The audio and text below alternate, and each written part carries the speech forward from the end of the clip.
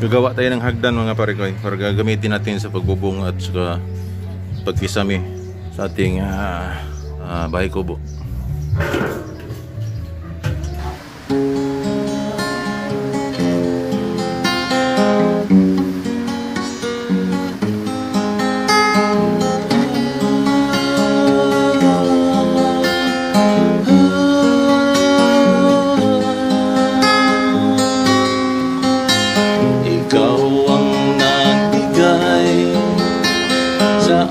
Ng sigla, ikaw ang dahilan kung bakit masaya. Di sinasadya, ako'y iniwan mo. Anong sakit ang nadarama ko? Bakit ba laging ikaw ang nasa isip ko? Ikaw lagi ang matanaw. Bakit ganito? Mubo na lang tayo at tanggapin na lang natin to. Para bang tinatabunan ako ng mundo?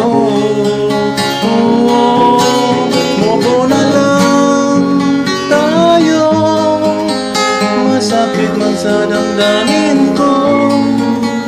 Parang ayaw ko nang mabuhay dito sa mundo.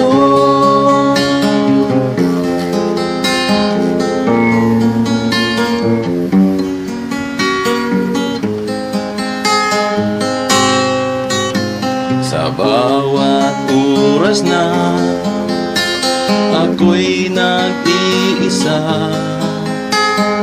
laging ikaw pa rin ang aking alaala. Di ko na malayan, mata ko'y luhaan. Naisip ko ang nakaraan. Bakit ba laging ikaw ang nasa isip ko? Ikaw lagi ang matanaw. Bakit ganito? Mubo na lang tayo at tanggapin na lang natin to. Parang ang tinatabunan ako ng mundo. Mubo na lang tayo, masakit man sa damdamin ko. Parang ayaw ko nang mabuhay dito sa mundo. Mubo na lang tayo at tanggapin na lang natin to. Para bang tinatabunan ako ng mundo. Mubo na lang tayo, masakit man sa damdamin ko.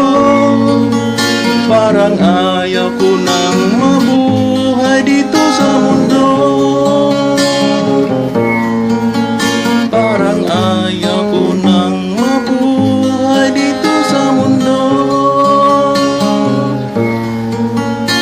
Gawin ko ang lahat, makamove on sa'yo.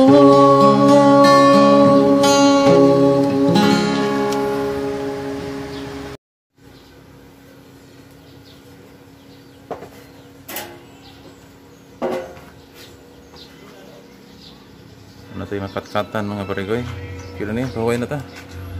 Parang na tayo ligon nga hagdan mga paregoy. Na tayo 1, 2, 3, 4, 5 steps. 5 steps nga hagdan mga paregoy. So, kay gubat na itong kawayan. Kanina lang angle bar. Kaning tubular atong gigamit. So, para makahimo tag hagdan. natay katkatan sa magkisami, magpinising. Okay mga parikoy, salamat sa inyong pagsunod o pagtanaw sa itong video.